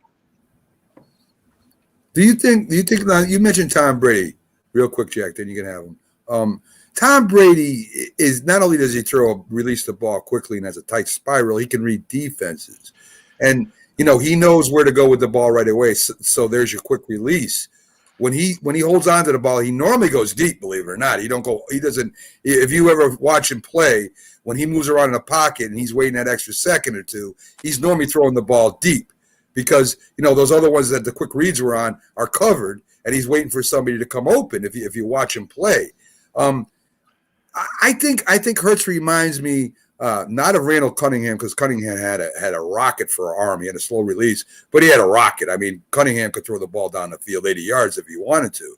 Right. But the quarterback he reminds me the most of is the most recent quarterback where you guys went to a championship with and even a Super Bowl with, and that Owens kind of called out during the Super Bowl after the Super Bowl. So I know you know who I'm talking about. That's who he reminds me of. You know what? I was not always the biggest fan of McNabb. I felt that there were a lot of times he would throw the ball into the ground, and the shorter passes, he was always a little top heavy and always just worked out a little too much, I thought, and he wasn't as spry. Once he busted his leg, that the running kind of stopped, and Andy Reid tried to make him a pocket quarterback. The one thing that McNabb had over Hurts is that McNabb actually has a much better arm. You know, the arm strength was there for McNabb. He could throw it 50, 60 yards and it be okay. You know, it was funny because last night I happened to go to the Penn State Maryland game, and on the way back home, we watched the Green Bay game, playoff game, where the 4th and 26 came in. And, you know, just watching that game and watching him throw the ball, those short passes would go down into the ground all the time. He was always throwing it in the ground. But when he needed to throw the long ball, he could throw it pretty well and accurate. And it was a tight spiral and had a quick release when he needed it. He didn't always have the best late game composure for McNabb, but everything else, he had all those other tools. I don't think Hurts has all those other tools. No, I think the NFL is a win now type of league. But with Jalen Hurts, has the Eagle organization come to a conclusion that he's going to be our quarterback going forward, meaning next year? Are they fully committed to him? As this season just one big long audition, and then at the end of the season they're going to evaluate whether or not he's their guy? I mean, at what point do you make a commitment towards a guy where everyone knows and your fan base knows he's our guy, he's our quarterback, we're going forward with him, no questions asked? Does the Deshaun Watson situation very gently loom over the Eagle organization? Actually, now it's no longer Deshaun Watson anymore. It's what's his name from Seattle and Rodgers. Wilson. Yeah, Russell Wilson and Rodgers are in the mix now, being talked about. My expectation is that the only way that they're going to make any type of commitment to Hurts is if, you know, the Eagles have the easiest schedule moving forward. And me personally, if I was seeing what I see from him, and if I was Howie Roseman and Jeffrey Lurie, he'd have to win a playoff game. He'd have to make me say, okay, we're going to have to stick with him another year. Because the truth be told is that this is not a really quarterback-rich draft coming forward. And any quarterback that you would draft, you're going to wind up having to cultivate a little bit anyways. And you know, when you have 3 first-round picks, potentially, obviously it looks like that because Carson Wentz is actually playing pretty well right now. When you have 3 first-round picks, you're going you can't trade them away. I mean, that's what I'm hearing. You're going to trade all 3 first rounds for Russell Wilson. That would be ludicrous to me. How do you do that for a 34-year-old quarterback? Even though he's got some years, he's now started to get injured, and now that's what makes me nervous. It's like, okay, you're going to trade all these picks away. You're going to get Russell Wilson. Everybody likes it. Philadelphia is great with saying, hey, this was a great choice to do this, and then when it doesn't work out, they say, see, we told you you should have never did this. Well, no offense, Pags, no offense, but I'm sure Russell Wilson has a no trade clause, and why on earth would he want to go to the Philadelphia Eagles, who are in, you know, a Super Bowl contender? It doesn't make any sense. Why would he want to leave Seattle for that? Why would Aaron Rodgers want to leave Green Bay to go to the Philadelphia Eagles? It just, I can't see it. Well, I believe that the Eagles actually have a lot more talent on paper than they choose, than people see. The media actually likes to beat us up a little bit. And obviously, I think that the defense has not been playing the best because of the way that it's been called. I think on paper, though, the Eagles look a lot more enticing than you think. The speed that the Eagles happen to have, both at the running back and the wide receiver position, is massive. They actually have a tremendous amount of speed, could probably rival Kansas City in terms of speed of their offense. Now, to be able to make that offense work and to see that speed, you got to have a quarterback who can throw the ball like that. If Jalen Hurts was able to be more accurate on the long ball and throw it with more precision and more just a tight spiral, you would see that there would be a lot more things opened up. But they already know what the story is here. So that's why these defenses can crowd up, and you can have more people within that 15-yard box after the line of scrimmage. And that's where when he goes for a long ball, most of the time somebody is broken free, and then they got to sit there under it and wait for a fair catch to catch this ball when he's throwing for 30 and 40 yards. You can't do that in the NFL. You need to be able to hit that guy in stride so that he can go ahead and run. I feel like the fastest guy on the field, Quez Watkins, has been unable to even show his speed similar to Jackson when he was here, Deshaun Jackson, because he's got to go. He goes to a spot and he's got to wait for that ball to come. At that point, the defender has already caught back up to him, because defenders, although they can let a space go in between them, they have great closing speed. And that's the big difference between cornerbacks of today in comparison to cornerbacks of like yesteryear. Yesteryear, if you got beat, you just got beat. You know what I mean? Where now it's like they have a lot faster closing speed and they can get there much faster, and you don't get to utilize Quez Watkins' major asset, which is his speed. He's got 4.3 speed. He's the fastest guy out there on the field, but if you can't throw him the ball in stride, it's not going to work. Yeah, listen, I mean, I'm with you to a point. I'm with Jack to a point too. If I'm in my later years as a quarterback, I want to go to a team that's ready to go to the Super Bowl if I can. If I have a choice, that's where I'm going. And right now, the Eagles, like it or not, are still rebuilding and still have a new coach and still have, whatever. So I do. And that's exactly why I feel that there's no decision that's going to be made unless they get to the playoffs and win a playoff game. And that's when they're not going to have a choice, because you just won a playoff game.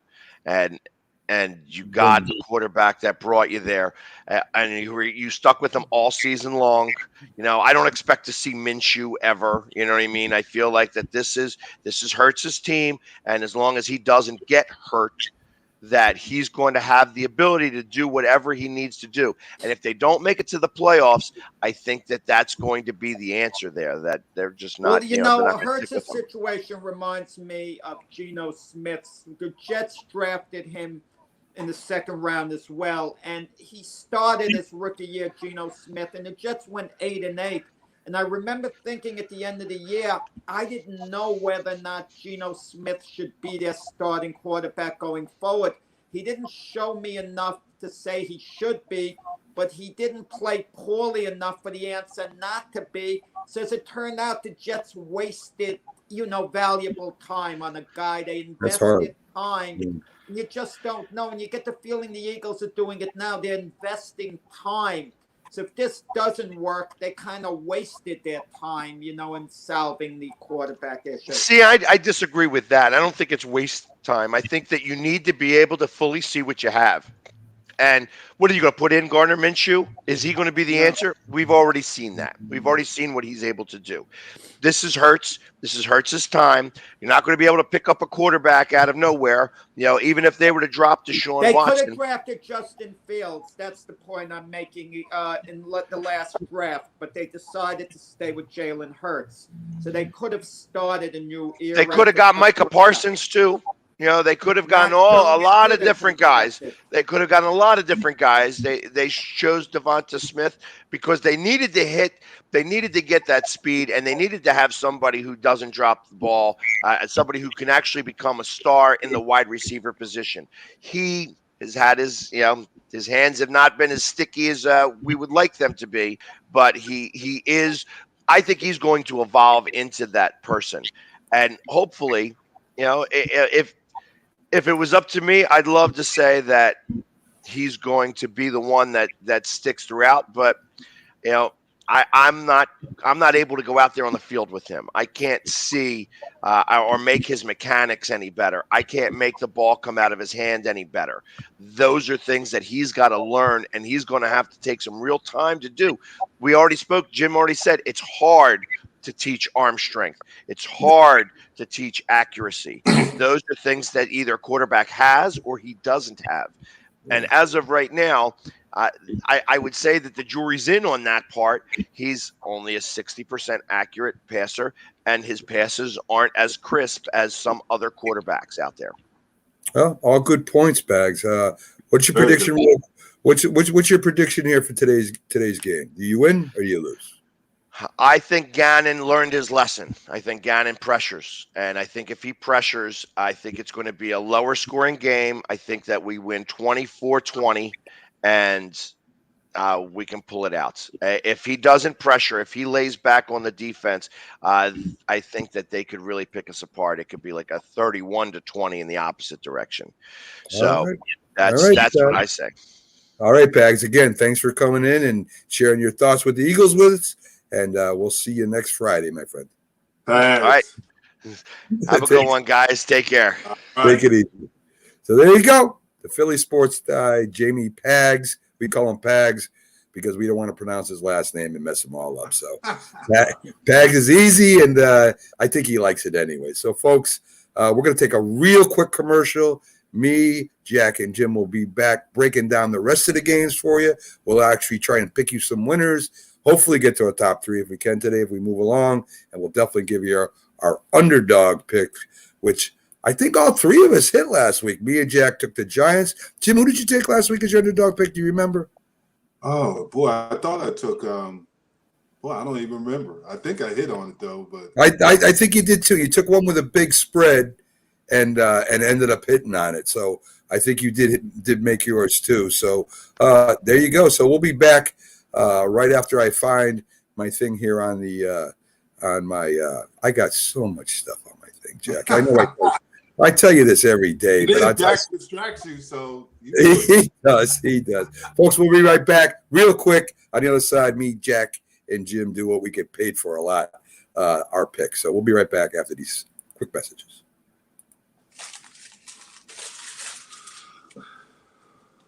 If you talk and they will hear you every single time. Oh, we're getting killed. Yeah, well, Kyle's not here. How come? Kicked off the team. Didn't Tony tell you? Kyle and some other kids got caught drinking beer in the park a couple of nights ago. Really? Yeah. 0 tolerance. He's out for the season. Come on, it's a first offense, right? That we know of. But why should that matter? He knew not to drink. I've made it clear to Matt that's what we expect from him. What have you said to Tim? Nothing really. You know, a lot of kids try it at this age, so. Yeah, well, a lot of kids don't try it too. I'm not saying that Matt's going to be this perfect kid, but if I don't tell him what we expect and why he shouldn't drink, how's he going to know? You think kids that age really listen? They never admit it, though, but they hear more than you think. Talk. They hear you. For more information about talking with kids about underage drinking, visit underagedrinking.samhsa.gov. It certainly is a big bun. It's a very big bun. Big fluffy bun. It's a very big fluffy bun. Where's the beef? Some hamburger places give you a lot less beef on a lot of bun. Where's the beef? At Wendy's, we serve a hamburger we modestly call a single. And Wendy's single has more beef than the Whopper or Big Mac. At Wendy's, you get more beef and less bun. Hey, where's the beef? I don't think there's anybody back there. You want something better. You're Wendy's kind of people. When you hear the word asthma, you probably think of shortness of breath, coughing, or inhalers. Lots of things can trigger asthma, but the fact is that asthma doesn't just attack, it can kill. With proper medical management, asthma is controllable. If you experience shortness of breath, wheezing, tightness in your chest, or persistent nighttime coughing, you may have asthma. See your doctor and get the facts. You'll breathe easier. For more information, call 211-INFO-LINE. A message from the Connecticut Department of Public Health, keeping Connecticut healthy. This is a presentation of Northeast Streaming Sports.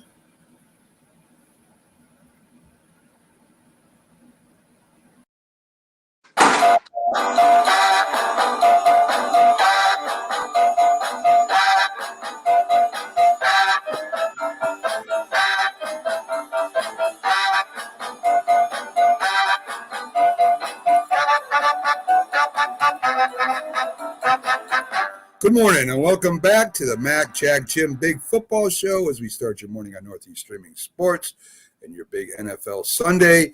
I just had to wait a couple extra seconds to make sure my co-hosts were back in their chairs as I told them It would be a quick break. Jack almost sat backwards, and that would have been interesting for the whole show. I was trying to get my original system working on this show. I'm on a backup system, and I'm still struggling. Yes.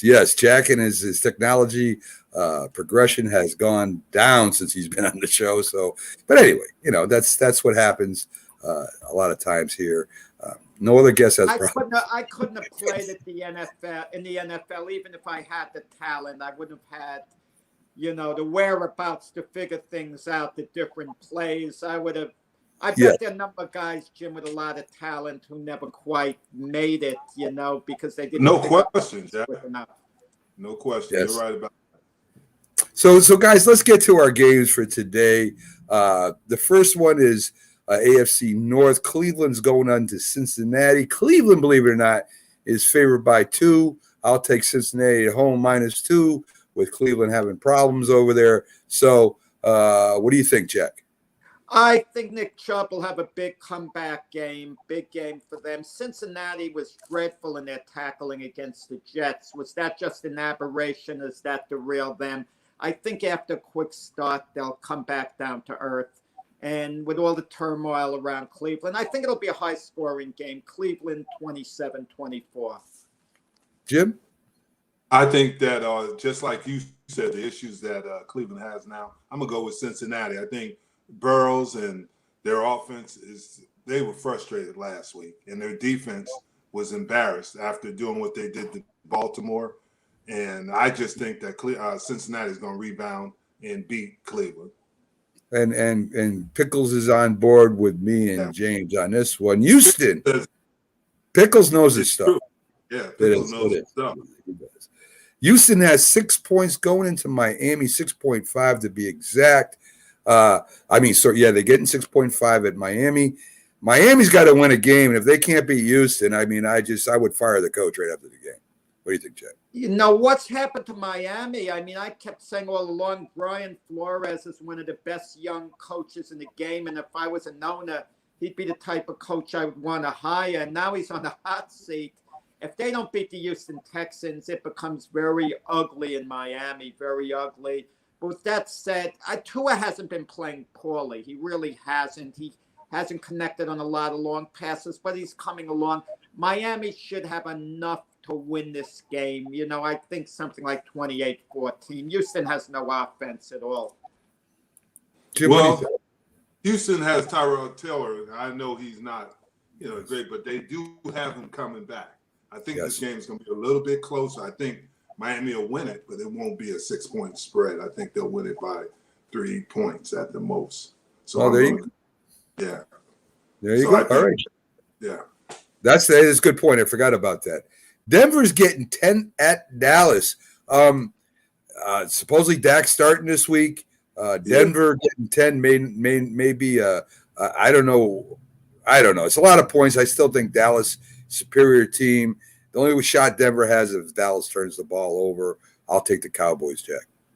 I kind of wonder what kind of message the Bronco organization is sending to the team trading Von Miller. Not that it was a bad pick. They got a 2nd and 3rd round draft choice. He's a free agent at the end of the year. The Broncos are 4-4. They're not out of it. They're not 2-6. And I kind of feel this is like a throw in the towel type thing, trading Von Miller. And the Cowboys have just, they're good this year. They're on a roll from the beginning of the year on, it seems. And the Cowboys should win. But I think it'll be a competitive game, something like 26-13. Okay. So Dallas covers. What do you think, Jim? Well, Amari is his hamstring is bothering him. He's questionable, and he is going to play. CeeDee Lamb's ankle got an ankle injury in practice, so he's questionable. But I think the Cowboys have enough ability to get this game. I think they're going to try to run the ball with Zeke and Pollard, and try to Pollard, and try to control the game. But I think they'll cover. I really do. I think they'll cover.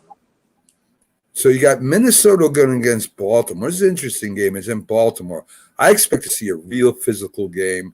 Baltimore always plays physical. I think Minnesota matches it. But I still think Baltimore's will win it by more than 5.5 points, Jack. I'll tell you, I mean, Jim, I know isn't high on Kirk Cousins, but Kirk Cousins has played well this year. You got to give him his due. Nothing sensational, but he's been steady. He's been good. The Ravens have been slumping a little bit, you know, when Lamar Jackson couldn't work his magic, you know, for the last couple of games. But I think Baltimore gets it together. Fairly high scoring game, like something like 31-24. But if the Vikings win and Kirk Cousins plays great, Jim is going to have to reevaluate his opinion of Kirk Cousins. Well, here's the thing, Jack. Last week was Halloween, right? And Bruce Smith put a graveyard of all the quarterbacks that he sacked. Kirk Cousins put all the a graveyard of all the coaches that he's got fired. He's gonna get another. I think Baltimore's going to win this game. And yes, Cousins might have, and he is playing better, but there's something about him. There's something about him, Jack. Man, can you imagine Aaron Rodgers follows Brett Favre, goes to Minnesota, does a similar thing? Can you imagine how the Packer fan base is going to react? Boy, that's another yeah, game. that's a possibility. You never know. With a new coach, because Kirk Cousins got rid of the old one. Oh, Lord. New England, -4 at Carolina. Teams are going in different directions. New England seems to be getting better every week. Their losses against the Cowboys and Tampa Bay could have been ones. Could have, should have. I think New England's playing really good ball. On the other hand, I think Carolina's faulting a little bit. The only thing that bothers me is the 4 points. Carolina still has a good defense. I think it's going to be a slugfest. Can they get to the rookie quarterback is a big question. Will New England turn the ball over? Another big question. New England by 6 points. Yeah, I'll take New England. There's so many intangibles. I don't think Sam Darnold's playing. The last I heard, you're telling me. I heard he cleared concussion protocol. So I can't believe this. I might be making a pick based on Sam Darnold playing, but you know, Christian McCaffrey. Is he going to be playing? Then there's the Stephen Gilmore factor, what that's going to mean for Carolina emotionally and on the field, him at corner against his old team. I mentioned before the Malloy game, you know, the way that inspired the Bills against the Patriots years ago. With that said, let's say Nick Folk kicks a field goal at the end of the game and New England edges it out. All right, so you got Carolina in the points. What do you think, Jim? I think that Carolina's obviously he did pass concussion protocol, but he also has a shoulder injury, and I'm talking about Sam Darnold, and they're still not sure about McCaffrey. I'm going to go with New England. I think New England's going to win this game, and they're going to win it handily. They usually play the close games, play it close to the edge, but I think they're going to get out on this, and everybody's going to be talking about them being the Super Bowl.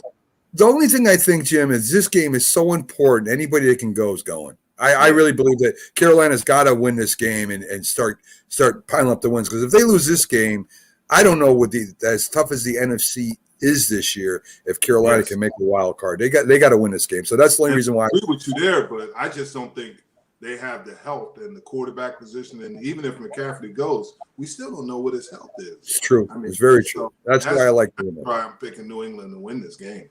Me too. Buffalo's getting is giving Jacksonville 14.5 points. Huge spread. Buffalo really hasn't been lighting it up, but they've been winning. Is this the game they break out? No. I think Jacksonville covers the 14.5 or stays within the spread. So I'm going to go with Jacksonville and 14.5 points, Jack. Yeah, I know the game's in Jacksonville, but if Buffalo is going to win in devastating fashion against anyone, it's got to be in this type of game. If they're struggling and they beat the Jaguars by 10 points at the end, then we have to reevaluate how strong Buffalo is. I think they're going to play like the powerhouse team we thought they were in the beginning of the year. And they're basically going to run over Jacksonville and win by more than 3 touchdowns, I think. What do you think, James? I agree with Jack. I think Buffalo is going to come out and get after Jacksonville. I think the last couple of weeks, other than Tennessee, they have been playing well. Mm-hmm. And I think Buffalo is going to come out and they're going to establish, obviously, the passing game and get everybody involved. And then they're going to be able to run the ball against Jacksonville. Atlanta is getting 6 at New Orleans. I don't know. I don't know about Atlanta anymore. I think, if I'm not mistaken, Ridley is hurt. I don't know if he's playing this game or not. I don't think it even matters. I think New Orleans covers the 6 points and beats Atlanta by at least a touchdown and an extra point. So I'm going with New Orleans, Jack. You know, I'm going to be in Raymond James Stadium when New Orleans plays Tampa Bay at the end of the year. And I was looking forward to Jameis Winston's return. He's out for the year. And what's New Orleans going to do with their quarterback situation?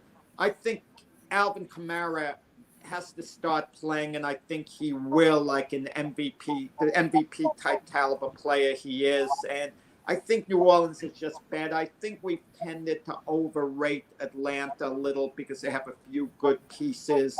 And even with New Orleans quarterback situation like it is, I could see them winning a defensive type game, something like 23-10 with Alvin Kamara coming up big. What do you think, Jim? Well, I think that Trevor Simeon is just good enough to beat Atlanta. I usually go with the quarterback, but here, New Orleans still has a lot of talent offensively. And just as Jack mentioned, in the receiver position, they have running back with Kamara, but I think New Orleans defense is what's going to get after Atlanta because they know the Falcons, and I think they're going to win this game. I'll give it to New Orleans, and they'll obviously cover the points. Our friend Captain Jack, that wild man from Florida who loves the Raiders, is up in New York to watch this game. The Raiders at the Giants. The Raiders are giving the Giants 3. I think the Giants win this game. The Vegas had to travel cross country, rug situation, and I think the Giants can beat the Raiders. I'm going to go with the Giants this week. You know, Jim could speak to this game a lot better than I can. He could speak about any game a lot better than I can, but especially this particular game. The feeling inside the Raider locker room and organization with what went down the last week, there has to be, such emotions, figuring, could we have helped one of our brothers, and to see the way, I don't want to use the term ruin his life, but his life's, Ruggs is in total disarray right now. And the feelings, emotions, can you really get ready to play football? You have to compartmentalize. If I'm talking about it from a football perspective strictly, Josh Jacobs is the key running the ball for the Raiders in this game. And I would think the Raiders, having to travel cross country, everything they've gone through this week, I think the Giants, could win this, tight game, 27-23. I would like to say the Giants could win this game because of all the issues that are going on.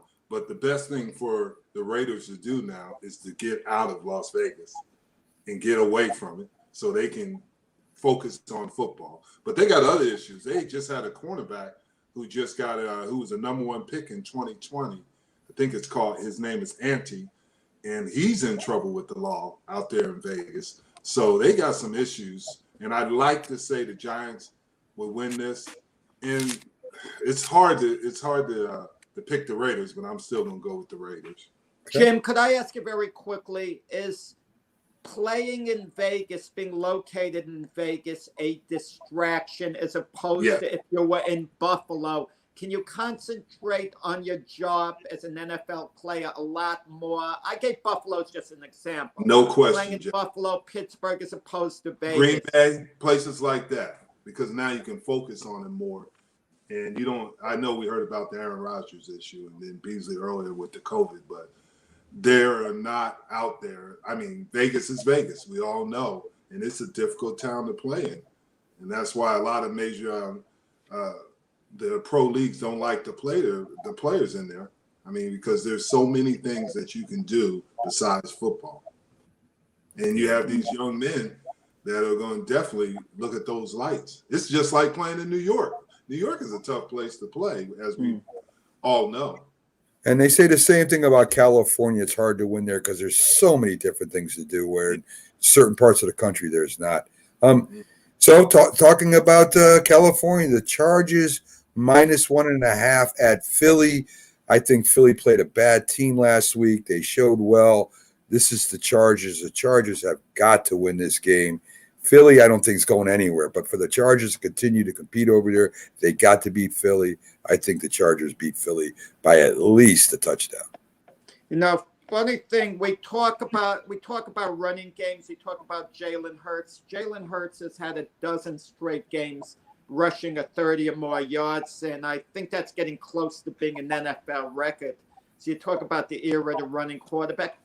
I don't know with Justin Herbert, has he regressed a little bit as he come down to earth? He's not quite the quarterback he was last year. He's still good, but last year he was sensational.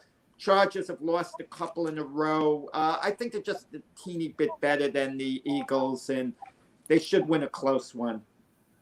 We have the same problem that we're talking about Vegas or the Raiders and stuff, is they're traveling across the country, and that's difficult for West Coast teams. And you have to prepare for that, obviously. And I'm going to go with the Chargers, but it's going to be a close game. It's going to be a close game. You learned, Jim. I remember opening game when the Chargers had to go to Washington. You were saying, well, traveling across the country, and they did edge that game out. Yeah, they just barely edged it out. Yeah. Green Bay getting 7.5 at KC, I mentioned earlier. I just don't think Kansas City is a good team this year. They're an average team at best. And Green Bay, I don't care who the quarterback is, they shouldn't be getting 7.5 points. I'd like Green Bay to even win this game. Everybody's back. Everybody's healthy for Green Bay. And I think Kansas City's in a lot of trouble, guys. So I'm going to take Jordan Love, you're taking the Packers. Green Bay. Yes. Yeah, I'm going to agree with you. Jordan Love isn't a rookie anymore. He's in his second year. I mean, he's played less than other rookies, but he's in his second year. Jordan Love just has to be a game manager. Just don't foul up. And the rest, and I think the Packers are just more solid than the Chiefs. I think Patrick Mahomes is hurt. Just watching him, I think that's the issue, and he hasn't been complaining. That's why he's the same. He's just not the same. And I think the reason why we're going to find out later on, what the deal is. I'll go with the Packers to upset the Chiefs. If it is an upset, but according to the odds makers, it will be. Yeah, I'll go with the Packers. Yeah, I'm going to go with the Packers too. I think Love will do just enough to get them through this game. And I'm with you, Jack. I think there's something wrong with Mahomes. But also, he played like this last year. He just had better talent on the offensive line. And he's doing a lot of the things he's always done. He just had better talent. And I think that's affecting him. And the defense is still not playing very well. And I just think that Green Bay is a more solid team.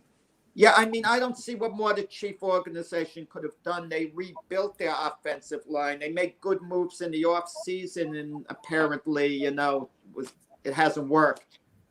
Arizona giving San Francisco 1 point. I don't know what the odds makers are thinking here, unless Kyle Murray and DeAndre Hopkins are not playing today. That would be a big blow to Arizona. Listen, San Fran's having problems. I don't know if they can solve it or not this year. The quarterback issue is terrible. Their running game is okay. Their defense hasn't been playing lights out. They're okay. I think Arizona's just a better team. I don't know if they're playing or not. They're both questionable. So I'm going to assume they're playing and take Arizona, giving San Francisco a point, Jack. No, Arizona's in a better place at the present time than the 49ers. I hear Kyler Murray's going to be playing, so they should win the game. But when Joe Montana comes out and questions whether the 49ers should have drafted Trey Lance, I mean, Joe Montana, he's the Messiah. Whatever Joe Montana says, you back off. It gets your attention. That's going to that quarterback situation, they better resolve one way or the other. I think there's an urgency in San Francisco right now. Either go forward with Trey Lance the whole time or what. The longer this lingers, if you win, like Jim said in the past, it solves everything. If the 49ers were winning, who cares who's the quarterback that much? But as the losses start piling up, and they were one of the so-called favorites to contend for, a Super Bowl spot, and they've been a big disappointment. Then I'll go with Arizona, in this one. Yeah. I'm going with San Francisco. I think they have Kittles is back this week, if I'm correct. And I just think San Francisco is going to play. Like you said on some of the previous picks, San Francisco's in a desperation mode. Kyler Murray, Cliff Kingsbury said if it's going to be a game time decision, and they want to see how he plays. And just like you said, Hopkins is going to be out. And they do have some other receivers in the running game, but I just think San Francisco is going to shock everybody and win this game. Okay, we got Tennessee going into the Rams' house. They're getting 7 points. No Derrick Henry. I don't know if that'll make them play better or worse. Tannehill has a big game, but I just like the Rams. I'll take the Rams, giving Tennessee 7. I think the Rams are going to run over them. I mean, I think Tennessee, well, with Derrick Henry out, the pass rush on Ryan Tannehill is going to be fierce. Tennessee's had some problems on the offensive line. I think as good a record as Tennessee has, I think this game is actually going to become ugly. I think the Rams win in a rout. What do you think, Jim? I think the same. I think the Rams are going to get after him. I think Aaron Donald's going to have a big day. And we talk about Deshaun Jackson. Deshaun Jackson wouldn't help Tennessee at all. Not Deshaun Jackson. Excuse me. ODB, Odell Beckham. And I don't think Tennessee's got a prayer this week. I think the Rams are really going to get after him because they're Von Miller might not be playing, but I don't think it matters. It doesn't really matter. The funny thing is Von Miller comes to the Rams and he starts recruiting Odell Beckham Jr., with Donald. Yeah. Von Miller hasn't even played for him yet, and he's recruiting. I mean, we got on, I think this would be the Monday night game, Chicago at Pittsburgh. Chicago getting 6.5. Young quarterback. A great franchise with Pittsburgh. It looks like they're getting it together. Chicago does have a decent defense, but I like Pittsburgh at home, giving Chicago 6.5. I think Pittsburgh wins by at least 10. What do you think, Jack? I'm not high on the Steelers team. I wasn't in the beginning of the year. I thought I could see them winding up with an 8-9 record. I still think Big Ben is on his last legs, but he's experienced. He knows how to manage a game. And Chicago has a defense that's, comparable to the Steelers, maybe not as good, but comparable. And I don't know. I just got a feel. Sometimes you do things based a little bit on the feeling. That's not the way to pick a game. I know that at all. You have to pick it with your head.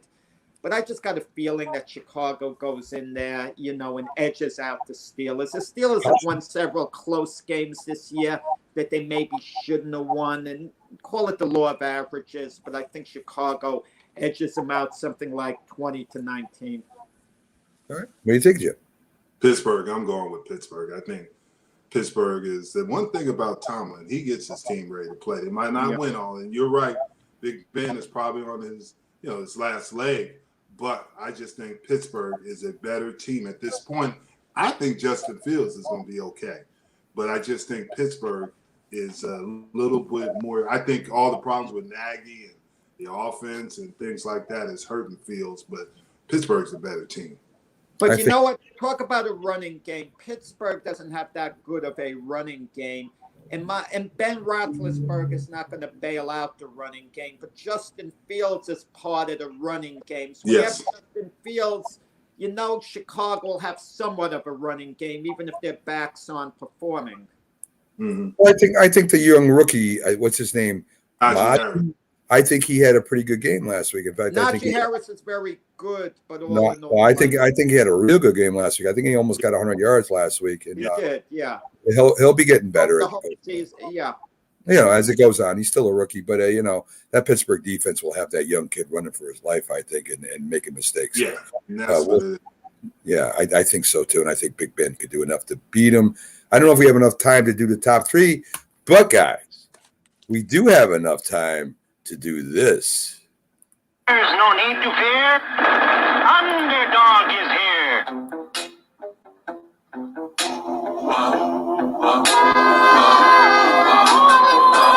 When criminals in this world appear and break the laws that they should fear and frighten all who see or hear, the cry goes up both far and near for underdog. Underdog.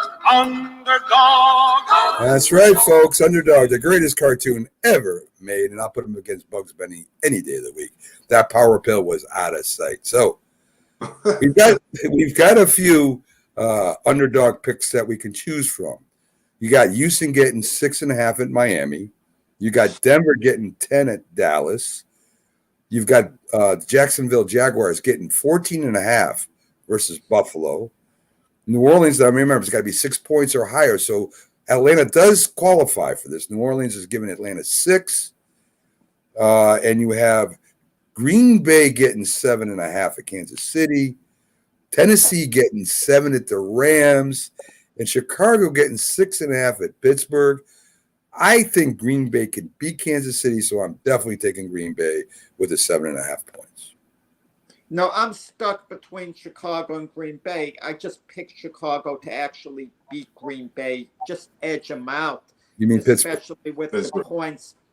But it's too tempting to pack a Chief game. I mean, what is that, 7.5 points? Yes. I'm going to go with the Packers in that game. But I will say this. If Kansas City runs over the Packers and they beat them something like 33-10, you know the power that Aaron Rodgers has now, that's going to get increased. Aaron Rodgers is going to be so big off the charts. Yes, and you will be happy. Organization, if they're not already on their hands and knees towards them, they're going to be crawling towards Aaron Rodgers. So I love that soap opera thing. If Jordan Love performs well, really has a big game, wow, I love the soap opera effect. So I got to get involved in the action. I'm going to take Green Bay Okay. with 7.5 points. All right, Jackie O, soap opera buff. What do you think, Jim? I got to take Green Bay against Kansas City. I just think it's the perfect storm. We're going to find out also how good Jordan Love is and why did they draft him so high with Aaron Rodgers there. So we're going to find out. And I think LaFleur will have a good game plan for Jordan Love, and I think they'll get after Kansas City. Like Jack has said previously, I think there's some issues going on with Kansas City that we're not privy to. And that's not Andy Reid, but his health, the health of Mahomes, their defensive play, things like that. I think all that is going to combine, and I just think Green Bay will win this game. So I hate to talk on topics like this, Jim, but Andy Reid's had a tough time in his personal life with his son now. I mean, that could have an effect on the whole organization, the whole team, because rather than have his nose to the grindstone and concentrate on football the majority of the time, he might be drifting off a little. That edge he would give to the team just might not be there. I have no idea. And didn't that happen? The big thing with his son just before the Super Bowl last year. I'm almost positive it did, and I think that added to Tampa Bay really taking care of Kansas City. I really believe that he wasn't able to fully concentrate on the game, and I think that did affect him to a point. Not that Tampa Bay wouldn't have beat him anyway, but I think it did affect them. That Super Bowl. And this year, I agree with you, Jack. I mean, when you're a head coach of an NFL football team, I mean, they're in there constantly, and they're totally devoted to that team and that game, next upcoming game, and this year looks. They just don't look like the same team. I mean, they still got the weapons. Yeah. So folks, that's pretty much it for our big football show. I'm glad for all the comments we get all the time. And you know something? I agree with Pickles here. And let's see if I can find that comment that was something that I left up there a long time. We are better than Game Day.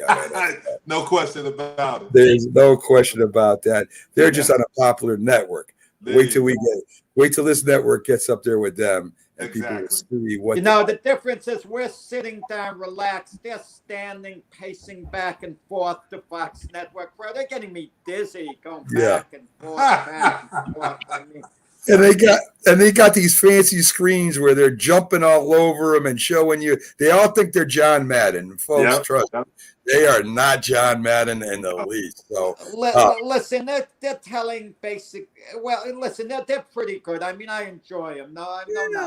Listen, they're okay. But if you want to hear the best sports talk and from people, that people that are down to earth and don't have no other agenda. Because there's one thing, folks, ESPN, Fox, CBS, they all pay the NFL to advertise for them by, kind of giving you the NFL's message. We aren't paid by the NFL. We're going to talk to you honestly as we can without it going down the road and whether the NFL likes it or not. So that's the advantage we have over those shows where we can be a little more honest about things that are going on in football. Folks, thank you for joining us. We love having you on the Mac Jack Jim Big Football Show. Jack will be on Monday night YouTube, 7 p.m. Eastern, with his boxing show with Frank Lotirzo called Club Fist, one of the best boxing shows out there, folks. Check it out. Jim will be back on Wednesday at 8 p.m. Eastern, 7 Central, where they do J&B Talk and Chop, him and former Giants star wide receiver Byron Williams, give you all the NFL football information from a player's perspective. You don't get that everywhere, folks. So check it out. They have big guests. They have big names, but they know their football. A great show with Herschel Walk on the last show. When I tuned in, I thought they were talking about me because he kept going, Hirsch. I didn't realize they called Herschel Walk or Hirsch. So I got excited thinking they were Herschel didn't know, but we were talking about you. Yes, you were. Jack is definitely an MMA star. Folks, thanks for joining us. We'll see you back on Mac and Jack Sports Thursday, 8 to 10 a.m. as we always are. Have a great day and enjoy the NFL game.